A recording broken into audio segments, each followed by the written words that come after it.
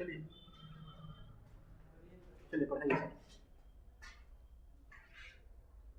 बोलिए बोलिए ना। नमस्कार दोस्तों, स्वागत है आप सबका मैथ वाला यूट्यूब चैनल पे।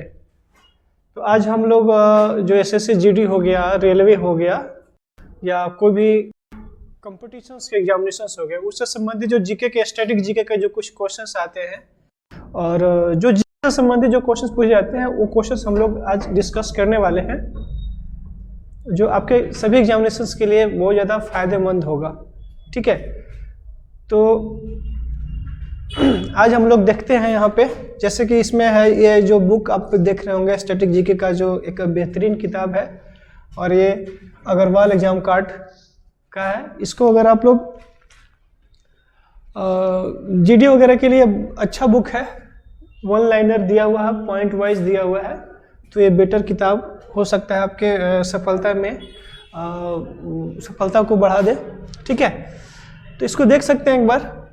तो इसी में से जिसमें आपका 81 अध्याय दिए हुए हैं, इसी अध्याय में से एक चैप्टर है आपका भारत का जो जियोग्राफी है, जो उसके बारे में कुछ इम्पोर्टेंट फैक्ट है, आज हम वही देखने वाले हैं। ठीक है,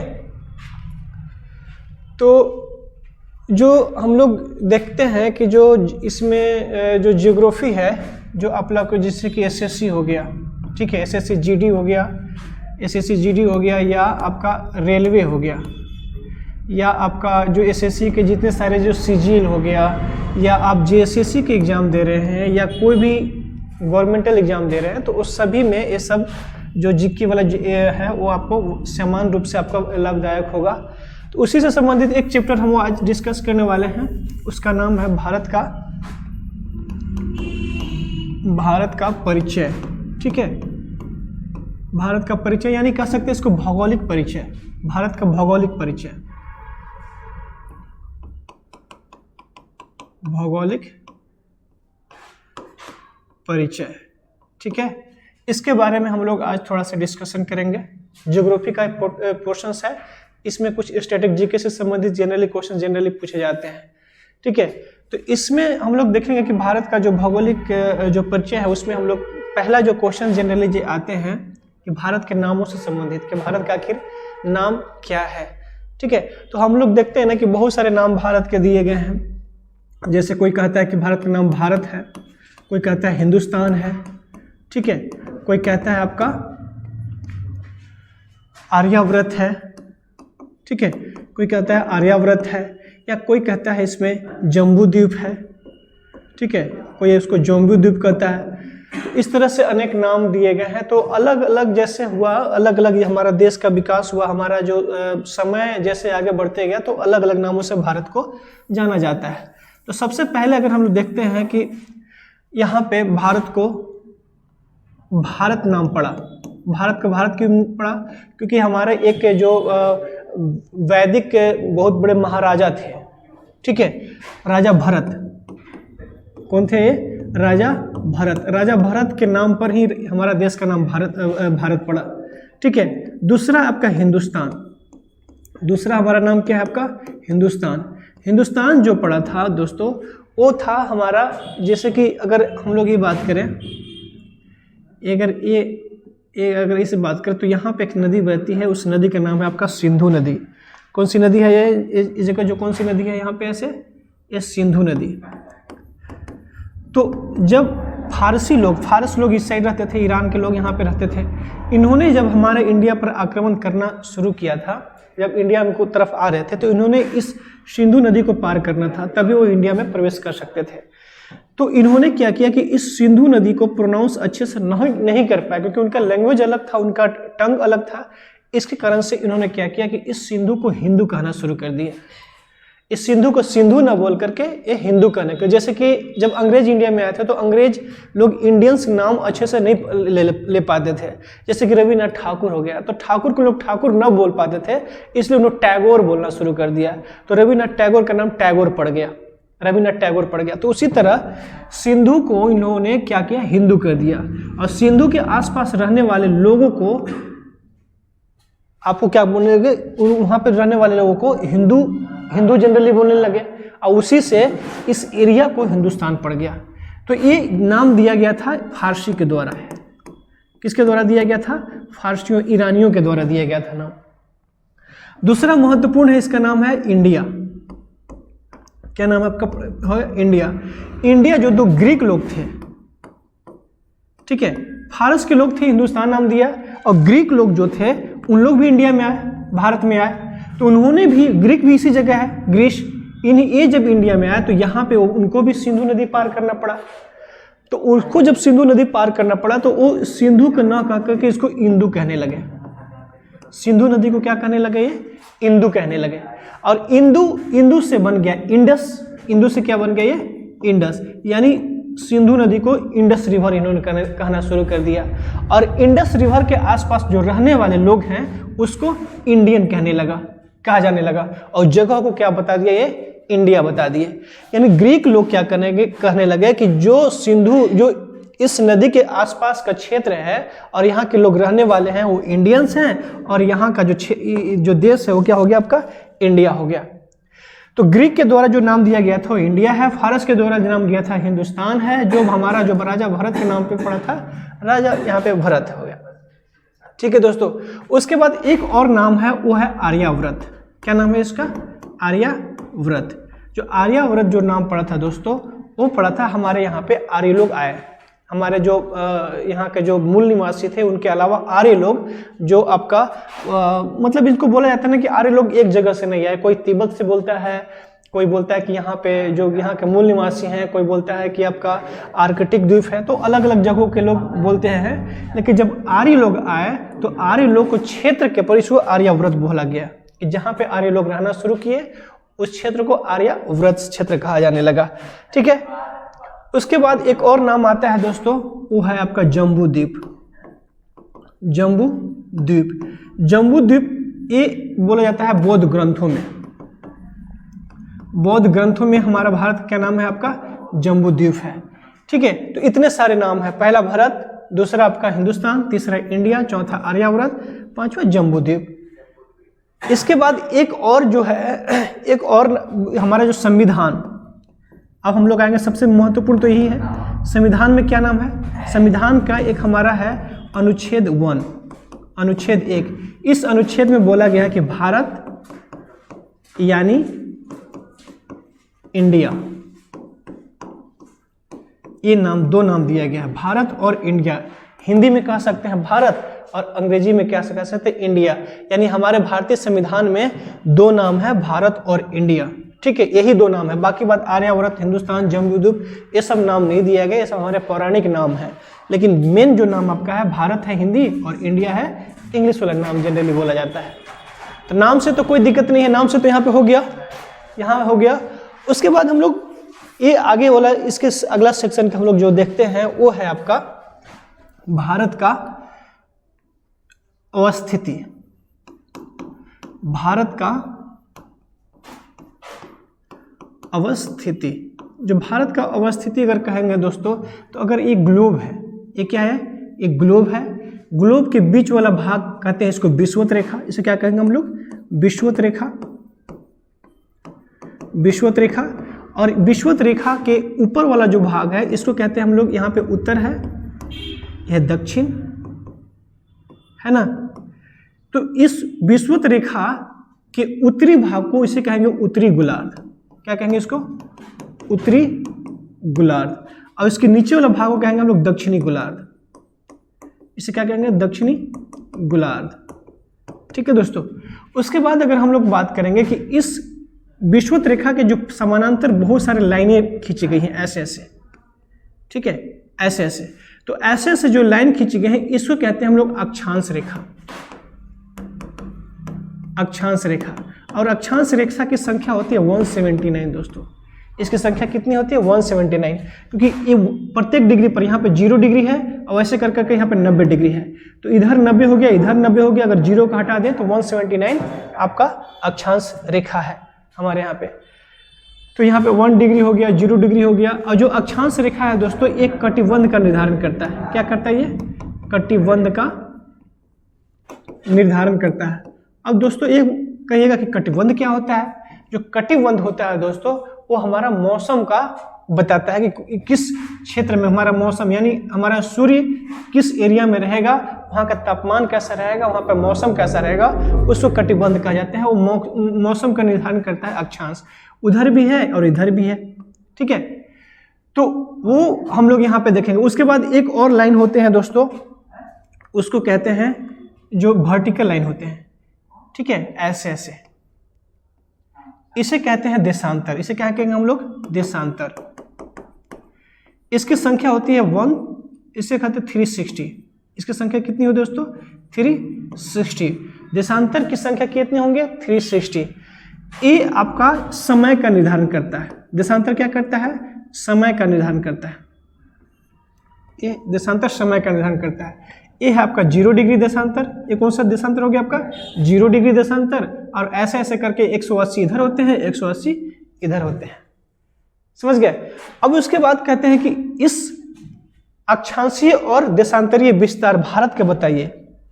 अब अक्षांश और देशांतर अगर समझ गए हैं, ये 0 डिग्री होता है, इधर से आपको ऐसे ऐसे 180 तक होते हैं। तो ये क्या करता है ना कि सबका समय निर्धारण करता है। तो भारत का पोजीशंस अगर बात करें, तो भारत का पोजीशंस अगर देशांतर, जिससे भारत की स्थिति को देखें, यहाँ पे भारत का स्थिति अगर बात करें, तो भारत की स्थिति इस जगह है, ऐसे। भारत का अगर अक्षांश देखें, यहाँ पे भारत का अगर अक्षांशीय विस्तार देखें, इसको थोड़ा सा ऊपर कर लेते हैं, उसके बाद देखते हैं यहाँ पे।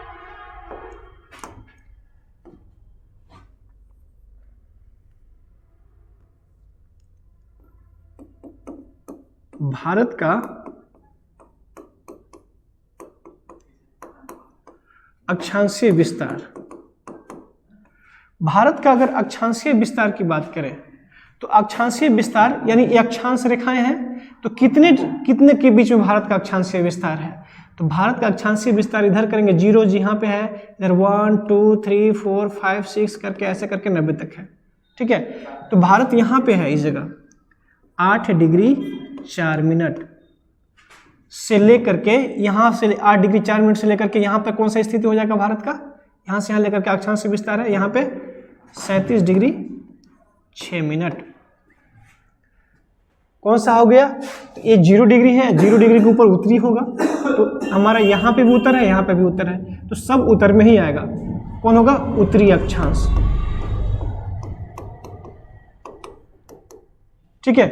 8 डिग्री 4 मिनट से लेकर के 37 डिग्री 6 मिनट उत्तरी अक्षांश। अगर देशांतर की बात करें, ऐसे ऐसे देशांतर, यहाँ पे 60 को देशांतर है ना, तो भारत में कौन सा देशांतर है? तो भारत में ये जो देशांतर है और ये जो देशांतर है, इससे बात करेंगे ना, तो ये देशांतरीय विस्तार इसको कहेंगे हम लोग, देशांतरीय विस्तार। तो भारत का जो देशांतरीय विस्तार है दोस्तों 68 डिग्री 7 मिनट से लेकर के आपका 97 डिग्री 25 मिनट। यह है आपका पूर्वी देशांतर। ये पूर्व में है, ये 0 डिग्री है यहाँ पे, इसके उधर पूरब, इधर इधर पश्चिम, ठीक है। 0 डिग्री के उधर क्या हो जाएगा? पूरब, और इधर पश्चिम, और 0 डिग्री के ऊपर उत्तर हो गया, और 0 डिग्री के नीचे दक्षिण। लेकिन यहाँ पे इंडिया का पोजीशन से है, तो इस साइड से उत्तर में है और इस साइड से पूरब में है, तो ये पूर्वी देशांतर हो गया। देशांतर क्या हो जाएगा? पूर्वी। अब अक्षांश क्या हो जाएगा? उत्तरी। समझ गए? तो अक्षांशीय विस्तार 8 डिग्री 4 मिनट से 37 डिग्री 6 मिनट, और देशांतरीय विस्तार 68 डिग्री 7 मिनट से लेकर 97 डिग्री 25 मिनट के बीच में है हमारा देशांतरीय विस्तार भारत का। तो भारत का अवस्थिति क्या हो जाएगा दोस्तों? उत्तर पूर्व में। पृथ्वी के आपका अवस्थिति, इसको देखेंगे हम लोग, अवस्थिति, तो क्या हो जाएगा? ये उत्तरी पूर्वी गोलार्ध में, उत्तरी पूर्वी गोलार्ध में। तो भारत कहाँ पे है? उत्तर पूर्वी गोलार्ध में है, ठीक है। आ रहा है समझ में? अब यहां पे देखते हैं दोस्तों, भारत की स्थिति हो गया, अक्षांश क्या हो गया, देशांतर क्या हो गया, आप ये देख लिए। उसके बाद हम लोग देखते हैं कि एक लाइन होती है, एक लाइन होता है जो दोस्तों, वो होता है आपका मानक रेखा। एक होता है मानक रेखा। प्रत्येक देश का एक मानक रेखा होता है। प्रत्येक देश का एक मानक रेखा होता है। जैसे ये ग्लोब है, इसमें अगर ये 0 डिग्री है, इसको मुख्य याम्योत्तर रेखा कहते हैं। इसको मुख्य याम्योत्तर, ऐसे इसको देखिए। अगर यहाँ पे ग्लोब है, ए पे 0 डिग्री है, ठीक है, इसको क्या कहेंगे, 0 डिग्री है, इसे कहते हैं मुख्य याम्योत्तर।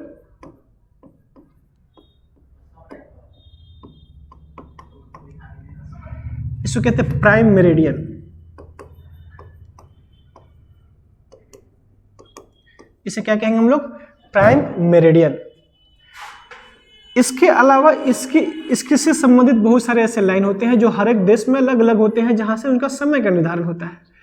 तो जिस इंडिया में जो समय का निर्धारण करता है, जो देशांतर के द्वारा इंडिया में समय का निर्धारण करते हैं, उसके कहते हैं, उसको मुख्य याम्योत्तर कहेंगे, भारत का मुख्य याम्योत्तर। तो भारत का जो मुख्य याम्योत्तर है वो है 82.5 डिग्री। कितना है, 82.5 डिग्री। ये भारत का मुख्य याम्योत्तर है 82.5 डिग्री, यानी 82.5 डिग्री जो पूर्वी देशांतर है, 82.5 डिग्री जो पूर्वी देशांतर है, ये भारत के बीचों बीच से गुजरता है। भारत के बीच से गुजरता है, भारत के बीचों बीच से गुजरता है ये, ठीक है। और यही जो इसी के आधार पर हमारा समय का निर्धारण करता है। और ये कहाँ से गुजरता है, ये नैनी से। कहाँ से गुजरता है, ये नैनी से गुजरता है या मिर्जापुर से गुजरता है। नैनी या मिर्जापुर से गुजरता है, ये भारत के बीचों बीच से गुजरता है, ठीक है। 82.5 डिग्री पूर्वी देशांतर, इसी 82.5 डिग्री के आधार पर हमारा समय का निर्धारण होता है। इसी पे कह सकते हैं ना कि जो हमारा जो समय है, यानी समय कहने का मतलब है इसी पे निर्धारण होगा। यानी समय हमारा जो ये जो 0 डिग्री है, ये आया है ग्रीनविच। यहाँ पे ग्रीनविच है लंदन में। लंदन में कौन सा आपका, ग्रीनविच। ये 0 डिग्री ग्रीनविच से गुजरती है और ये मुख्य समय रेखा है। इसको GMT कहा जाता है। इसे क्या कहेंगे हम लोग, GMT, ग्रीनविच मेरिडियन टाइम्स। इसे क्या कहेंगे हम लोग, Greenwich meridian times. Greenwich meridian time कहा जाता है। और इसी ग्रीनविच मेरिडियन GMT के द्वारा पूरे दुनिया का आपका समय का निर्धारण होता है। यहाँ पे जो सूर्य निकलेगा उससे पहले यहाँ पे निकलेगा 82.5 डिग्री पे निकलेगा, क्योंकि हम लोग तो पहले हैं, इंडिया तो पहले है ना इसके कंपेयर में। तो पूछा था कि कितना पहले है, तो 82.5 डिग्री पहले है। तो 82.5 डिग्री को समय में बताइए कि वो समय कितना पहले है। तो समय में बताएंगे तो अगर कहेंगे कि जैसे पृथ्वी घूम रही है, ऐसे घूम रही है ना, जब पृथ्वी घूमती है तो इसमें अगर 1 डिग्री को अगर समय में बदला जाए, डिग्री को अगर हम लोग समय में बदले, ठीक है, तो 1 डिग्री घूमने में पृथ्वी लेती है 4 मिनट। 1 डिग्री घूमने में कितना लगी, 4 मिनट। क्यों, क्योंकि 360 डिग्री घूमने में 24 घंटा लगता है। 360 डिग्री घूमने में 24 घंटा लगता है। 360 डिग्री घूमने में 24 घंटा लगता है, तो 1 डिग्री घूमने में 4 मिनट का समय लगता है, ठीक है। 1 डिग्री घूमने में अगर इसको कैलकुलेट करेंगे तो आ जाएगा, कैलकुलेट करेंगे तो आ जाएगा। यानी अगर कहेंगे कि इसको अगर 36 कितना होगा, 360 डिग्री ना, हाँ, 360 डिग्री में 24 इंटू 60 मिनट, तो 1 डिग्री में कितना हो जाएगा, 24 इंटू 60 बटा 360, ठीक है। 6 छक 36 और 6 चौका 24, यानी 1 डिग्री में 4 मिनट का समय लगता है। समझ गया, 1 डिग्री में 4 मिनट लगेगा। तो हमारा कितना समय है, 82, 82.5 डिग्री। तो 82.5 डिग्री घूमने में कितना समय लगेगा, ये लगेगा 5 घंटा, 5.5 घंटा, 5 घंटा 30 मिनट, 5.5 आवर। यानी कह सकते हैं कि हमारा समय, हमारा Indian standard times Greenwich meridian time से 5.5 घंटा पहले है। पहले न उगेगा सूरज, तो पहले है। तो ये होता है हमारा मेन समय रेखा 82.5 डिग्री। भारत का कौन सा समय रेखा है, 82.5 डिग्री, कहाँ से गुजरती है, नैनी या मिर्जापुर से। अब क्वेश्चन पूछता है कि जो हमारा जो मेन मुख्य समय रेखा है, कितने राज्यों से होकर गुजरता है। क्वेश्चन आता है कितने राज्यों से होकर गुजरता है। तो राज्य अगर की बात करें दोस्तों, तो ये हमारे 5 राज्यों से गुजरता है। कितने राज्य से गुजरेगा ये? 5 राज्यों। अगर इसको हम लोग बात करें तो यहाँ पे देखिए, अगर इंडिया ये है,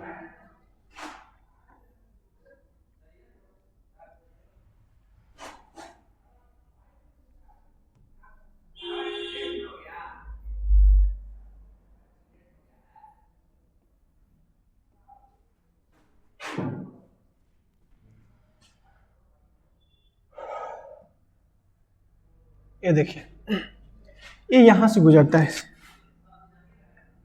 ये देखिए ऐसे ऐसे गुजरता है।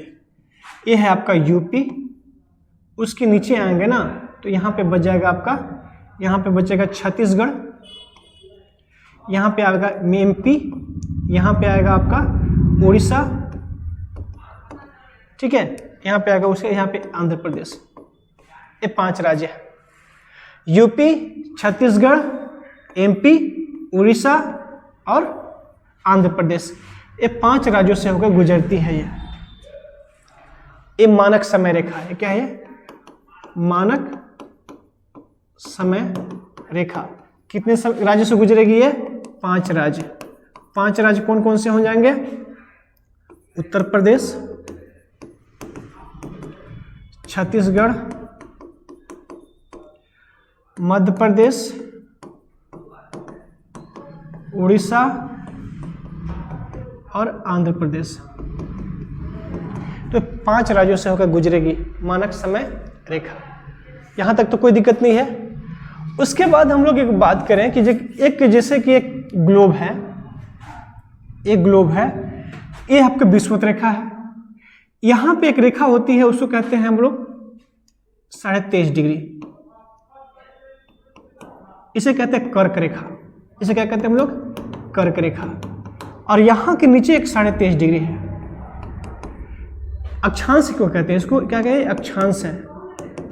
इसे कहते हैं मकर रेखा। क्या कहेंगे इसको हम लोग? मकर रेखा।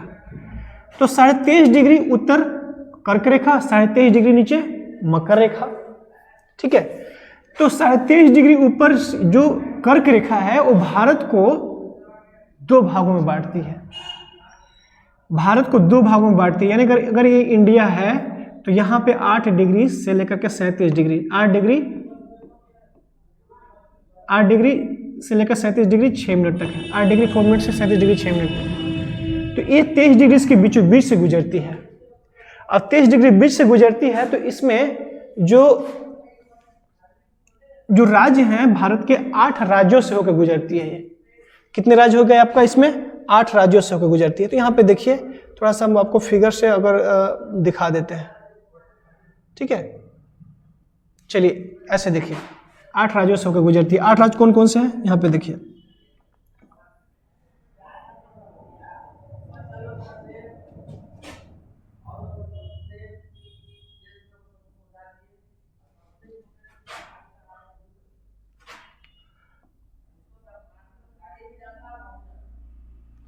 ए है ऐसे,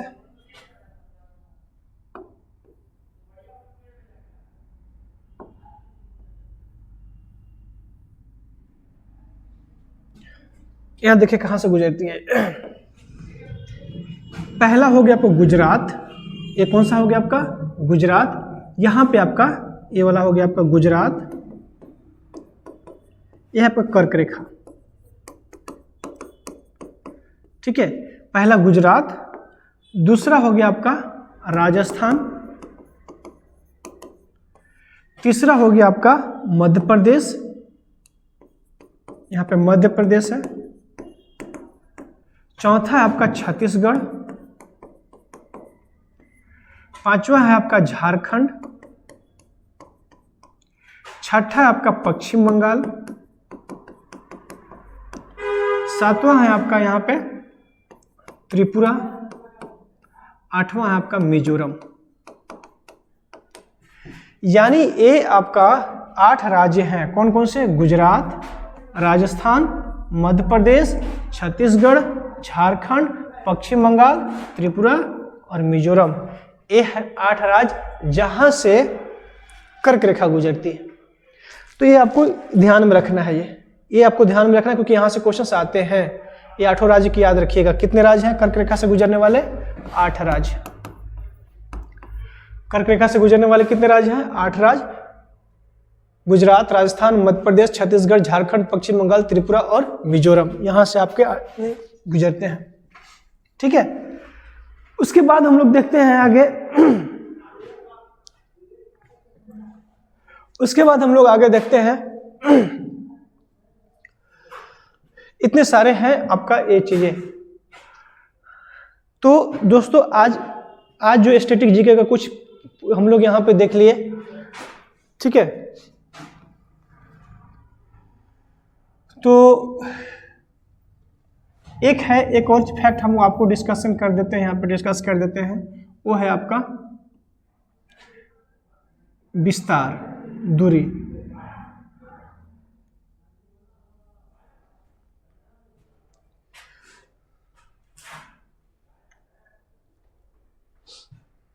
ठीक है, अब हम लोग नेक्स्ट क्लास में इसको देखेंगे, जो इसका है इसका अगला क्लास में हम लोग इसको डिस्कशन करेंगे। आज के लिए इतना ही, अगले क्लास में अब जुड़िए, ज्योग्राफी का अगला पोर्शन हम लोग डिस्कशन करेंगे। ठीक है, चलिए बंद कर दीजिए सर, स्टॉप रिकॉर्डिंग।